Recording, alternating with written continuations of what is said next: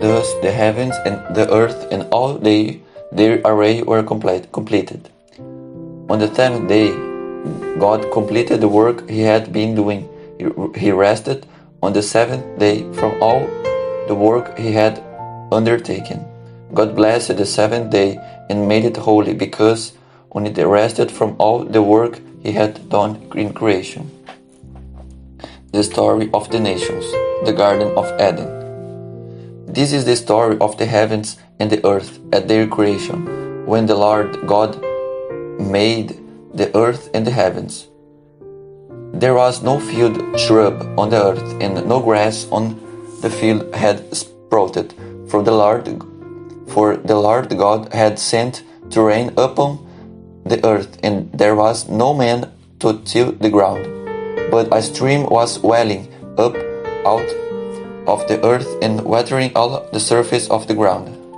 Then the Lord God formed the man out of the dust of the ground and blew into his nostrils the breath of life, and the man became a living being.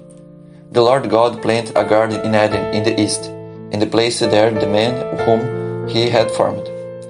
Out of the ground the Lord God made grow every tree that has delightful to look at and good for food, with the tree of life in the middle of the garden, and the tree of the knowledge of good and evil. A river rises in Eden to water the garden. Beyond there it divides and becomes 4 branches. The name of the first is Pishon.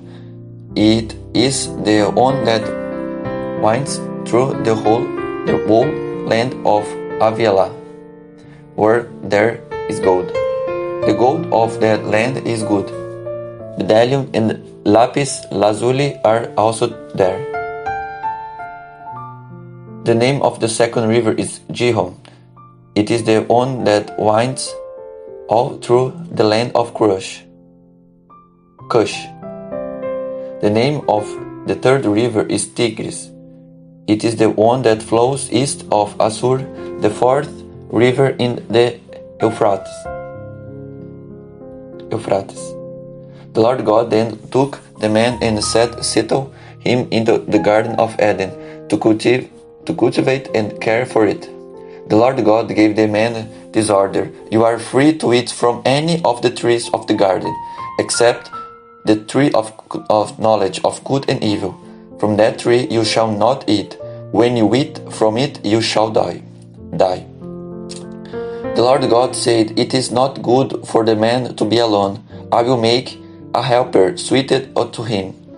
So the Lord God formed out of the ground all the wild animals and all the birds of the air, and he brought them to the man to see what he would call them. Whatever the man called each living creature was then its name.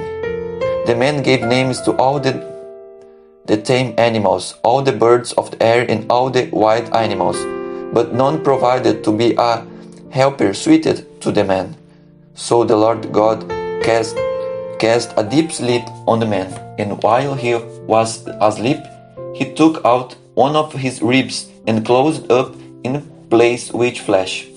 The Lord God then built the rib that he had taken from the man into a woman, when he brought her to the man. Then the man said, This one at last is bone of my bones and flesh of my flesh. This one shall be called woman, for out of man this one has been taken. That is why a man leaves his father and mother and clings to his wife, and the two of them become one body. The man and his wife were both naked, yet they felt no shame.